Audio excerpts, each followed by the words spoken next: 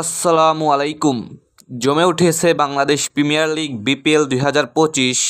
দুর্দান্ত পারফরমেন্স করে পয়েন্ট টেবিলের 1 নম্বরে রয়েছে রংপুর রাইডার্স। অন্যদিকে একের পর এক হার দিয়ে পয়েন্ট টেবিলের তলানিতে রয়েছে Dhaka Capitals.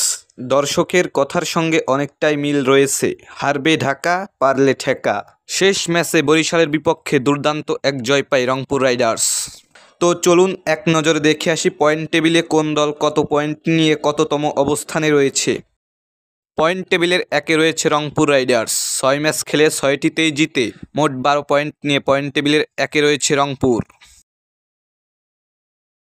Fortune Barishal 5 match খেলে 2 ম্যাচ হেরে 3 ম্যাচ জিতে মোট 6 পয়েন্ট নিয়ে পয়েন্ট টেবিলে 2 অবস্থান করছে। 3-এ রয়েছে খুলনা। 2 ম্যাচ খেলে 2টিতেই জিতে মোট 4 পয়েন্ট নিয়ে পয়েন্ট টেবিলের 3-এ রয়েছে।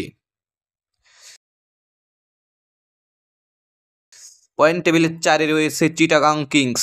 2 ম্যাচ খেলে 1 ম্যাচ জিতে 1 ম্যাচ হেরে মোট 1 পয়েন্ট নিয়ে পয়েন্ট টেবিলের 4 নম্বরে অবস্থান করছে।